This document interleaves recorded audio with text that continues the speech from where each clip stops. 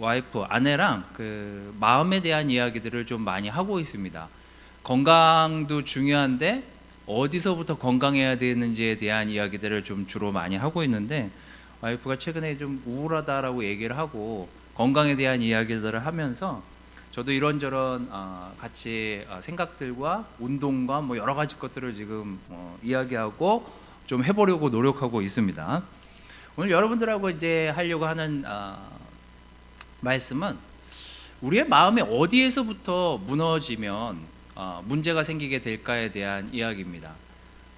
믿음 있게 잘 또 혹은 그냥 보통처럼 이렇게 지나가다가 어느 때 보면 믿음이 약해져 있는 것 같고 너덜너덜해져 있는 내 삶을 돌아보게 되고 지쳐 있는 나를 보면서 이게 지금 내 믿음이 지금 제대로 가고 있는 건지 아닌지를 모를 때가, 그때가 참 이렇게 답답함을 느끼는 시기가 아닌가라는 생각이 들었습니다. 저도 지난 한 주 동안 제 마음을 들여다보면서 내 마음에 어디가 고장나고 어디가 약해진 걸까에 대한 생각을 하다가 여러분들하고 다시 누가복음 나오는 예수님의 예를 좀 보면서 같이 마음을 좀 나누려고 합니다. 오늘 같이 나누려고 하는 말씀은 누가복음 18장 1절에서 8절 말씀인데요. 역시 제가 적어왔으니까 찾으셔도 되고, 또 온라인으로 보시는 분들도 화면으로 보시든지 아니면 같이 책을 찾아서 읽으시면 되겠습니다. 자, 여기 계신 분들은 오랜만에 나오셨으니까 같이 읽겠습니다. 자, 시작. 예수님은 제자들에게 언제나 기도하고 실망하지 말아야 할 것을 가르치시기 위해서 비유를 들어 이렇게 말씀하셨다. 어떤 도시에 하나님을 두려워하지 않고 사람을 무시하는 한 재판관이 있었다. 그리고 그 도시에는 한 과부도 있었는데 그녀는 자주 재판관에게 찾아가서 자기 원수를 갚아달라고 애원하였다. 재판관은 얼마 동안 그녀의 간청을 들어주지 않고 있다가 마침내 이렇게 중얼거렸다. 내가 하나님을 두려워하지 않고 사람을 무시한데도 이 과부가 계속 나를 성가시게 하니 내가 그녀의 간청을 들어주어야겠다. 그렇지 않으면 이 여자가 계속 와서 나를 괴롭힐 것이다. 그리고서 주님은 다시 말씀하셨다. 너희는 이 옳지 못한 재판관의 말에 귀를 기울여라. 하나님께서 직접 택하신 백성이 밤낮 부르짖는데 원수를 갚아주시지 않고 계속 그대로 두실 것 같으냐? 내가 너희에게 말하지만 하나님이 속히 그들의 원수를 갚아주실 것이다. 그러나 내가 다시 올 때 세상에서 믿음을 찾아보겠느냐? 라는 비유를 예수님이 제자들에게 말씀을 전해주시면서 이야기하십니다. 참 읽으면 읽을수록, 다시 보면 볼수록 여러 가지 생각이 떠오르는 비유였어요. 하여튼 저한테는 아주 재미있는 또 다른 면을 볼 수 있는 그런 내용이었습니다. 어떤 내용인지를 좀 보도록 하겠습니다. 제 눈에 들어온 내용들이에요. 재판관과 과부의 상황을 순간 제가 한번 생각해 보게 됐습니다. 누가 더 불리한 상황이고, 누가 더 약자이며, 누가 더 고민을 많이 하고, 누가 더 마음에 괴롭고 힘든 마음이 많을까요? 당연히 우리는 생각해 보면 과부 아니겠습니까? 이 두 사람만 놓고 보면 과부는 약자인데다가 이 당시 사회 분위기로 봐서는 과부는 사실 밖에 나가서 활동에 많은 제한을 받을 수밖에 없는 직업군에 이 과부가 속해 있었습니다. 그래서 참 가난하고 힘들고 도움받기 어려운 환경에 처해 있었을 그 환경에 놓여 있던 사람이 과부였어요.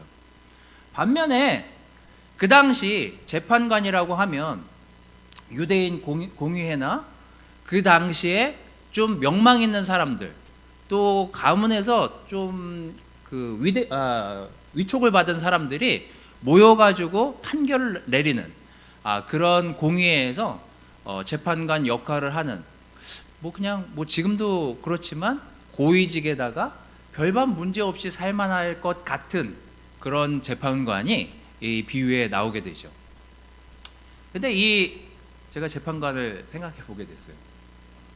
이 재판관은 하나님을 두려워하지 않고 사람을 무시하는 재판관이었고, 과부는 재판관을 자주 찾아가서 억울한 일들을 풀어달라고 계속해서 찾아가는 그런 장면입니다.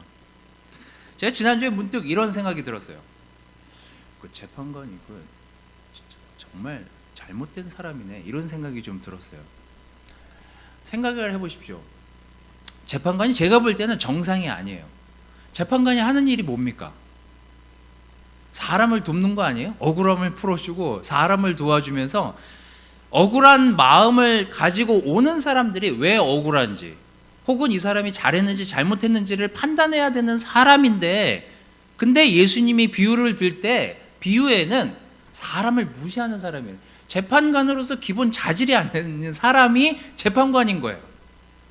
이런 재판관하고 정말 그 당시 필요가 정말 많았을 것 같은 과부가 만난 거예요.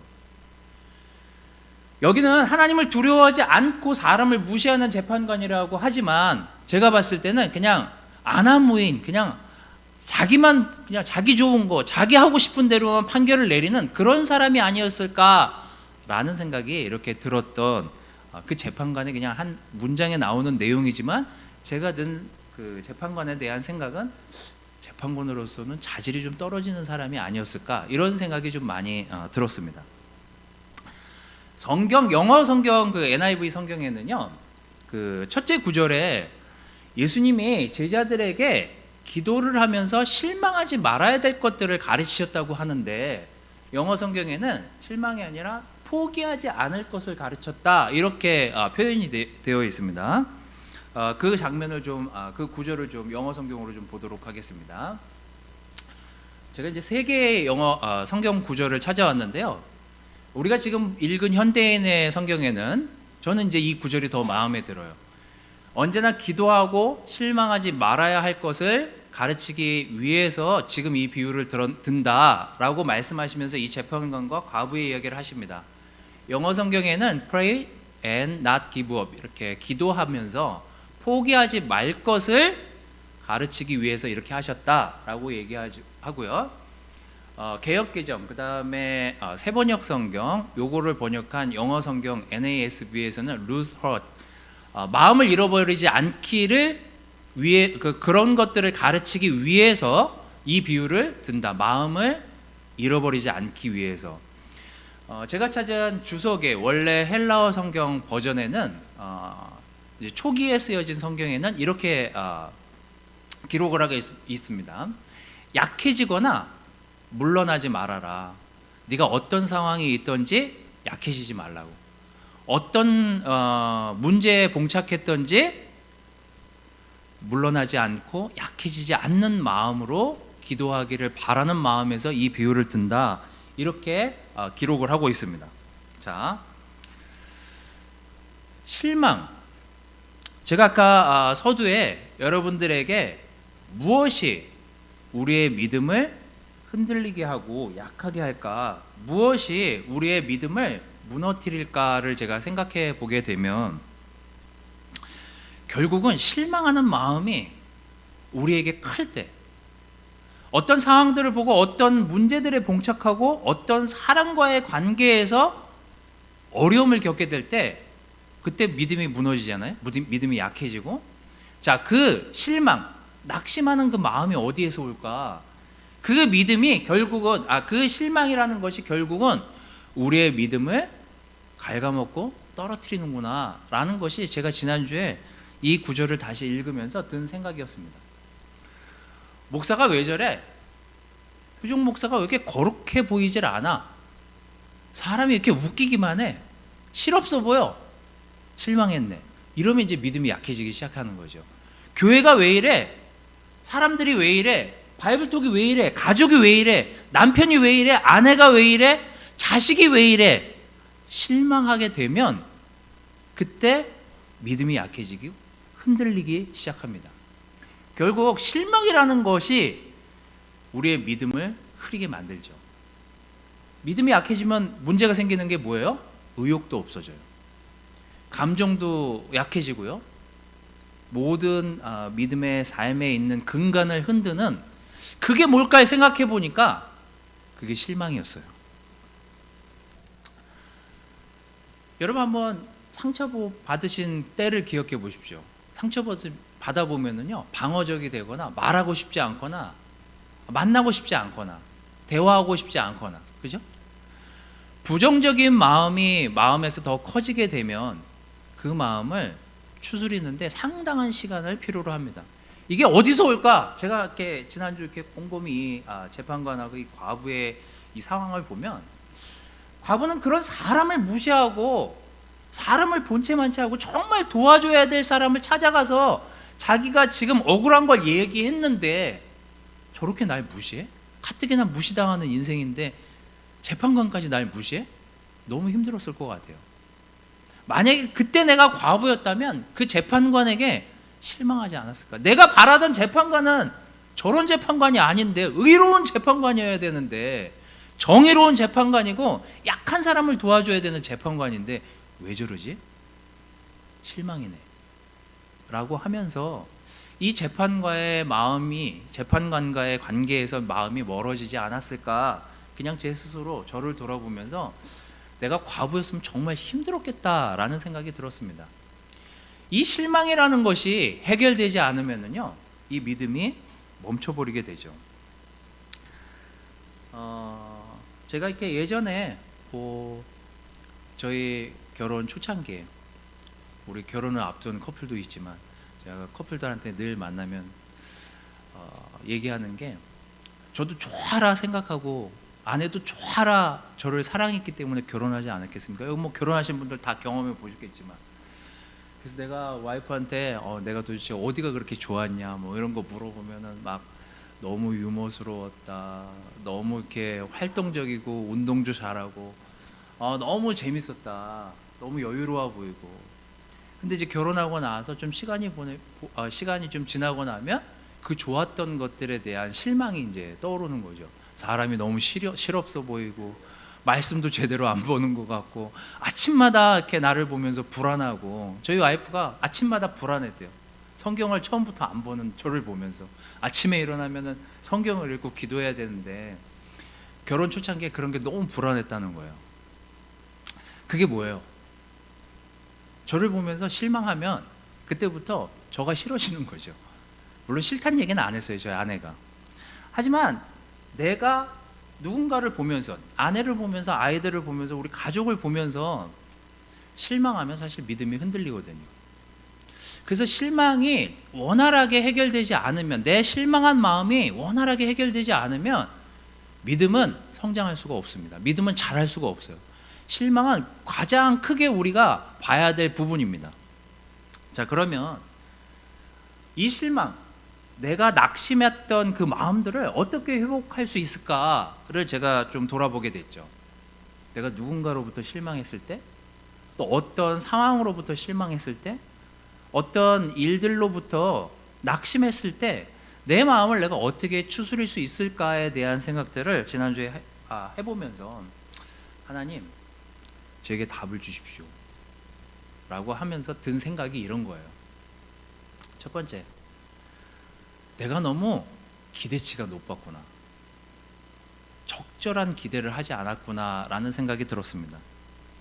자, 누가복음 24장 19절 21절, 이 누가복음은 아주 보면 볼수록 재밌는 장면들이 되게 많이 나와요. 지난주에 우리가 누가복음 24장 좀 봤지만 거기에 엠마오로 가는 그 제자들을 보면 그들이 실망한 상태에서 어떤 마음이었는지를 들여다볼 수 있는 내용들이 나옵니다.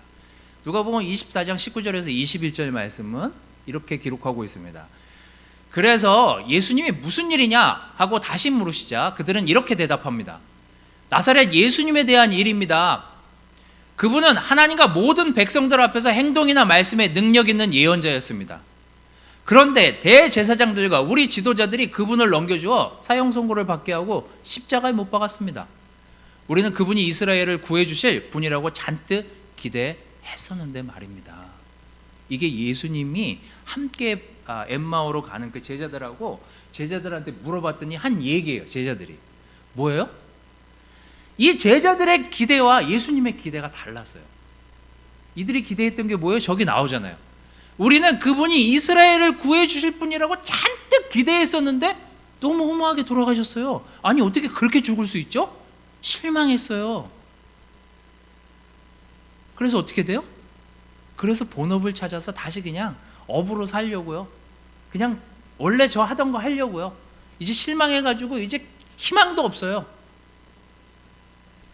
예수님이 그들의 눈을 띄워주게 하셔서, 눈을 열게 해주셔서 그들이 예수님을 봤을 때 다시 살아나요. 믿음이라는 것이 뭐예요? 제자들의 기대랑 예수님의 기대. 예수님은 그렇게 하겠다고 한 번도 얘기하신 적이 없거든요. 내가 여기 천하를 정말 내가 다스려가지고 로마를 정말 밀어붙여서 너희들을 다시 이 이스라엘 왕국을 세우는 일을 내가 하겠다. 예수님 그런 얘기를 하신 적이 한 번도 없어요. 오히려 내가 십자가에 달려서 처참하게 죽을 거다. 그리고 3일 만에 부활할 거다. 다시 살아날 거다. 근데 그 얘기를 안 믿었던 거예요. 거기에 기대하지 않았던 거예요. 이제 그 실망이 커지다 보니까, 기대도 하지 못하다 보니까 예수님도 못 보게 되는 상황을 이 엠마오로 가는 제자들을 보면서 우리가 볼 수 있는 내용들인 거죠. 여러분, 우리는 어쩌면 옆에 있는 사람에게 너무 지나친 기대를 하고 있었는지도 모르겠습니다. 영영사전으로 그 appointed, disappointed죠. 그러니까 실망한 것, 실망이 disappointed인데 그거를 설명한 내용이 나오는데 이 설명이 아주 재밌어요. Not as appointed예요. 정해진 대로 하는 게 아니라는 거예요. 그냥 기대가 다르다는 거예요. 내 기대는 나는 이런 사람이고 나는 이 정도밖에 못하는데 상대가 나한테 엄청난 기대를 했다가 실망하는 거예요. 뭐예요? 우리의 실망은 다른 사람과의 눈높이가 달랐기 때문에 생겨난 내 마음의 태도일 수 있다는 얘기예요. 여러분, 적절한 기대를 가져보십시오. 내가 365일 금식해야지. 금식 못할 수 있잖아요. 그때 내 기대를 낮춰서 하나님, 내가 좀 더 하나님과 더 가까워지기 위해서 어떤 기대를 가져가야 될까요? 내가 어떤 걸 좀 더 할 수 있을까요? 어떤 걸 못하는데 이건 어떻게 고쳐나갈 수 있을까요? 우리가 기대치를 다시 잡아야 되겠죠. 기대가 크면 내가 생각한 기대보다 저 사람이 그 기대치에 못 미치면 우리는 실망하게 되죠. 그 실망이 우리를 끌어올리지 못하는 믿음에 머무르게 합니다. 그 충족할 만한 기대가 뭘까? 저는 이렇게 생각하는 거예요. 그럴 수 있다라는 부분에서 출발해야 된다라는 거죠. 여러분, 저는 목사이지만 죄인이기도 합니다. 제 죄성을 가까이서 싸우는 걸 보신 분들도 계셔서 아시겠지만 저는 아내랑 싸울 때도 있고요. 아이들에게 너무 흥분한 나머지 소리를 질러서 아이들한테 사과하기도 합니다. 아이들이 그건 아빠가 잘못한 거야 라고 지적을 받는 사람이기도 해요. 그 아이들이 본 아빠의 모습에 기대치에 못 미칠 수 있습니다. 그럴 수 있는 거예요. 사람이라 그럴 수 있는 거예요. 교회라 실수할 수 있고요. 왜? 죄인들이 모여 있으니까요. 세상이라 그럴 수 있어요. 그래서 우리가 내가 기대치가 너무 높았나? 그럼 기대치를 좀 낮춰야 되겠네. 하나님이 나한테 원하시는 그 기대치가 어느 만큼일까? 저 사람에게 하나님이 요구하시는 기대치가 어느 만큼일까? 우리가 그 기대를 조금 더 낮추고 여유를 가지고 이 세상과 교회와 사람을 볼 수 있는 마음을 가지고 있는 것이 훨씬 더 중요한 일이라는 것입니다. 우리가 아까 읽은 누가복음 18장 8절 말씀은 이렇게 기록하고 있잖아요. 마지막 그 구절에 그 비유의 마지막 내용이 이거잖아요. 내가 다시 올 때 세상에서 믿음을 찾아볼 수 있겠냐고요. 만약에 그 과부가 낙심한 상태에서, 실망한 상태에서 그 재판관을, 그 무례하고 사람을 무시하는 그 재판관을 계속 찾아가지 않았다면 그녀의 믿음은 사라지고 말았을 거예요. 이런 비유는 생겨나지도 않았을 거예요.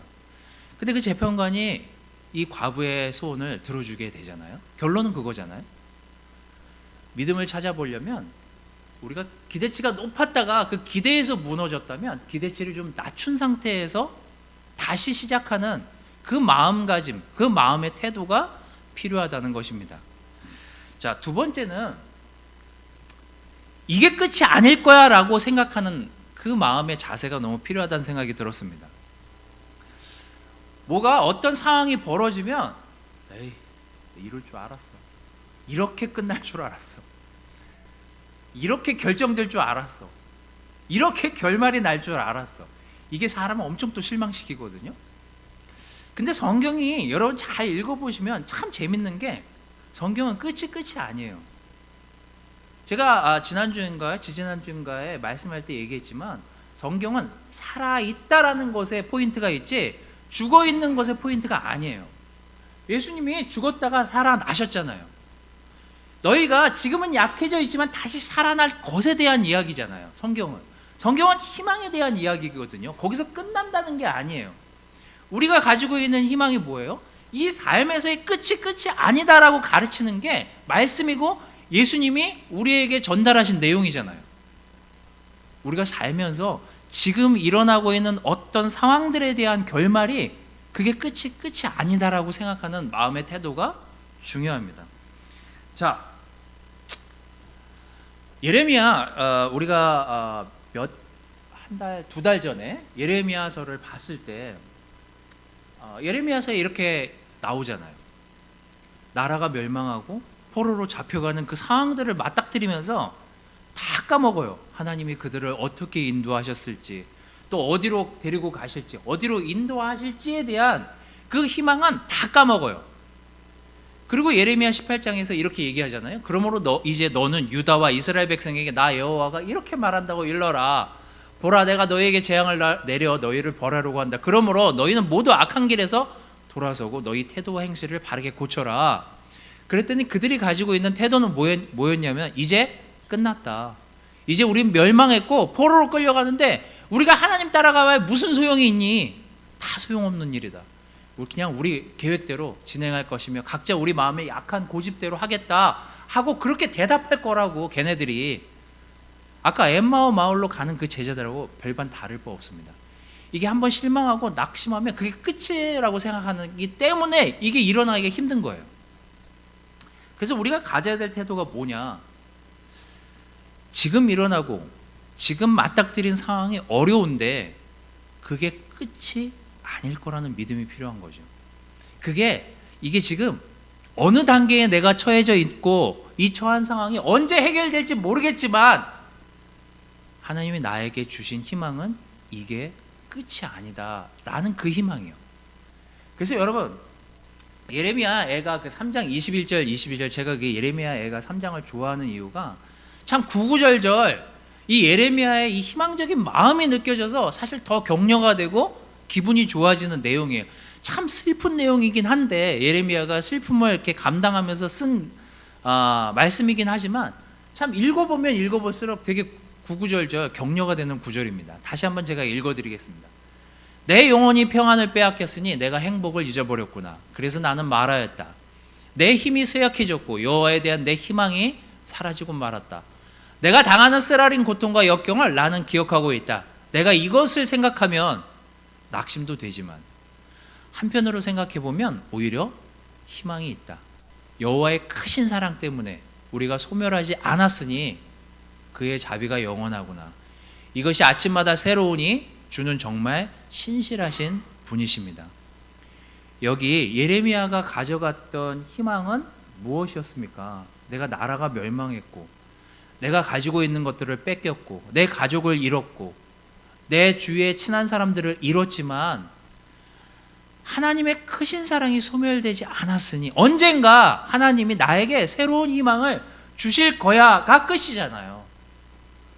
여러분 우리가 일어나고 있는 여러분들의 지금 어떤 상황에 놓여져 있는지는 모르겠습니다만 그 상황이 힘들었을 때 낙심 거기서 끝나는 게 아니라 낙심하고 있지만 이게 끝이 아니라는 그 희망적인 마음의 태도가 더 하나님이 우리에게 바라시는 마음이 아니겠는가라는 생각이 들었습니다. 갈라디아서 6장 9절은 이렇게 얘기해요. 선한 일을 하고 어떤 일을 하든 낙심하지 말라고요. 포기하지만 않는다면 반드시 그것을 거둘 때가 올 것이라고요. 저도 처음에 온라인 예배 드리면서 이게 뭐 하는 짓인가 혼자서 사람 없는데 혼자서는 아니고 3-4명이서 저도 이게 정말 낯설었어요. 빈 공간에서 정말 이 앞에 아무도 없는데 설교하려니까 옛날에는 같이 이렇게 교감하면서 웃고 막 제가 실수하면 그건 아니에요 목사님 막 이러면서 막 얘기를 했는데 그런 일들이 없어지니까 저도 마음이 계속해서 다운이 되더라고요. 근데 이게 끝은 아닐 거 아니에요. 코로나도 전복이 되고 또 새로운 치료제도 나오고 다시 보여서 예배드릴 그 희망을 가지고 우리가 이런 예배를 드리잖아요. 이게 끝이 아니라는 그런 믿음의 시간들을 여러분들도 가지시기를 바라겠습니다. 마지막으로 제가 그 실망한 상태에서 우리의 믿음이 무너지고 만신창이가 됐다라고 느꼈을 때 우리가 제일 쉽게 그리고 제일 많이 제일 빨리 극복할 수 있는 방법은 사실은 기도밖에는 없습니다. 골로새서 4장 2절은요 이렇게 말씀을 전합니다. 항상 기도에 힘쓰라고요. 기도할 때 정신을 바짝 차리고 하나님한테 감사하라고요. 왜냐하면 정신을 바짝 차리지 않으면요 힘들어지거든요. 힘들어질 때가 되게 많아요. 상황을 보거나 사람을 보거나 가족을 보거나 주변에 있는 어떤 관계들을 볼 때 우리 사실 실망한 일들을 매일매일 상당 부분 겪게 됩니다. 그게 마음에 많은 데미지를 주게 되죠. 시편 66편 18절 20절 요 구절을 읽고 좀 정리해 보도록 하겠습니다. 내가 만일 마음속에 죄를 그대로 품고 있었다면 주께서 나의 부르짖는 소리를 듣지 않았을 것이다. 그러나 하나님은 들으셨으며 내 기도 소리에 귀를 기울이셨다. 하나님을 찬양하세요. 그가 내 기도를 거절하지 않으시고 나에게 그의 한결같은 사랑을 아끼지 않으셨네. 전 다윗이 마음도 건강하고 생각도 건강했었던 이유 중에 하나는 그가 늘 찬양으로 시로 하나님께 다가가서 기도했기 때문이 아니었을까라는 생각을 지금 많이 해보게 돼요.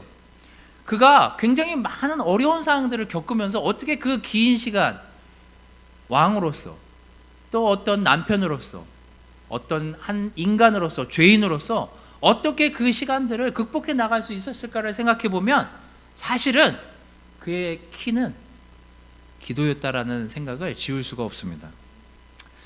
여러분, 우리의 마음이 무너질 때가 있어요. 또 무너지고 있다라고 느낄 때가 있습니다. 내 믿음이 정체되어 있다고 느낄 때가 있고 내 믿음이 지금 잘 자라고 있지 않은데 무엇 때문일까를 생각해 본다면 여러분 혹시 내가 요즘 무언가에 실망하고 있지는 않았는지를 한번 들여다보십시오. 하지만 그 실망이 하나님의 마음은 아니라는 거 우리가 알잖아요. 그렇다면 무엇으로부터 실망했는지 어떤 실망감이 내 안에 들어서 나를 괴롭히고 있는지를 한번 돌아보십시오.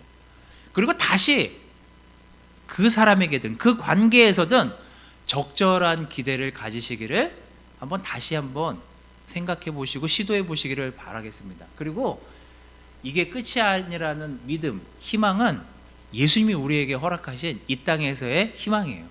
참 기쁜 일이에요, 사실은. 우리가 사람한테 실망할 수 있고 관계에 실망할 수 있고 가족에게, 내 친구에게, 교회에게, 목사에게, 바이블톡에게 우리가 실망할 거리들은 많이 있지만 그게 끝은 아닐 거 아니에요. 그 가족이 계속 못 지내진 않을 거예요. 그 아들이 계속 말썽을 피우진 않을 거고 그 딸이 계속 말썽을 피우진 않을 거예요. 아멘. 그래서 기도를 꾸준히 놓치지 않고 꾸준히 지속하기를 바라겠습니다. 건강한 믿음의 삶을 사시는 여러분들이 되시길 바라면서 말씀을 마치도록 하겠습니다.